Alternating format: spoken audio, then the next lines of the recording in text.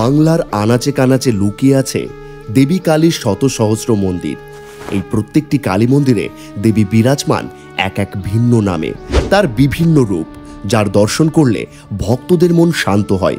কৌশিকী অমাবস্যার দিন সাড়ম্বরে দেবী কালীর পুজো হয়। এছাড়াও কালীমাতার পূজার্চনা হয় তার ভিন্ন রূপের। আমাদের এই বাংলায় অবস্থিত মা কালীর মন্দিরগুলিতে দেবীর আরাধনা করা হয়।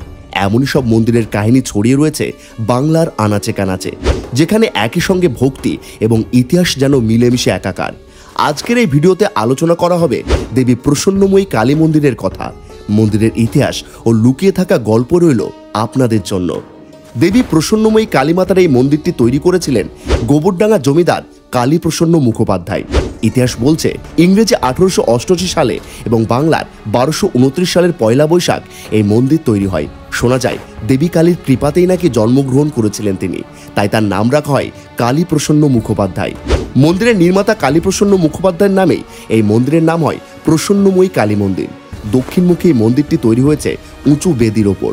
মন্দিরের গর্ভগৃহে রয়েছে শ্বেত পাথরের দেবী, আর সেখানেই অধিষ্ঠান করছেন দেবী মা। এই মন্দিরের কালীমূর্তি উচ্চতায় 2.5 ফুট।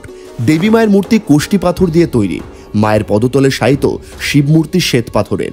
মন্দিরের দেবী এখানে সোনার উপর অলঙ্কারে সজ্জিতা। মায়ের পুজো হয় প্রতিদিন, সঙ্গে নিত্য ভোগ দেওয়া হয়। সন্ধ্যায় চলে সন্ধ্যারতি। এছাড়া প্রতি বছর বিশেষ বিশেষ দিনে, যেমন নববর্ষ, শারদীয়ার অষ্টমী ও কার্তিক অমাবস্যায় এখানে বিশেষ পুজো পাঠের আয়োজন করা হয়। বিশেষ পুজো হয় শনি ও মঙ্গলবারে। অনেক দূর দূরান্ত থেকে ভক্তরা মা কালীর পুজো দেখতে মন্দিরে আসেন। বাংলার এই বহু প্রাচীন মন্দিরে অমাবস্যায় বিশেষ কালী পুজোর রীতি পালন করা হয়। এছাড়াও প্রতি বছর শিবরাত্রি ও গাজনের দিনেও সাড়ম্বরে পূজার্চনা করা হয় এই মন্দিরে। এই মন্দির চৌহদ্দির মধ্যে পূর্ব পশ্চিমমুখী 6টি করে সর্বমোট 12টি আটচালা শিব মন্দির দেখা যায়। এই প্রত্যেকটি মন্দিরেই নিত্য শিবলিঙ্গ পুজো হয়। জানা যায় অতীতে একটা সময় এখানে গোষ্ঠ উৎসবের আয়োজন হতো, তবে এখন অবশ্যই সেই সব বন্ধ হয়েছে। তবে উৎসব বন্ধ হলেও এই মন্দিরে আগের মতো একটি মেলা আয়োজিত হয়। এই মেলা শুরু হয় চৈত্র সংক্রান্তিতে। এই মেলায় বিক্রেতাদের থেকে তোলা অর্থ ব্যবহার করা হয় প্রসন্নময়ী মা কালীর পুজোয়। মেলায় চলে কেনা বেচা। তবে এই মেলার একটি বিশেষ বৈশিষ্ট্য আছে। মেলা বসে মুখোপাধ্যায় বাড়ির সামনে।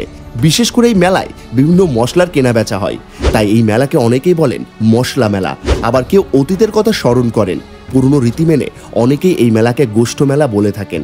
এলাকার মানুষজন বিশ্বাস করেন প্রসন্নময়ী কালীমা অত্যন্ত জাগ্রত, তাই দেবীর কাছে ছুটে আসেন ভক্তেরা। হাত জোর করে প্রণাম করেন, পুজো দেন, দেবীর আশীর্বাদ নিয়ে ঘরে ফেরেন।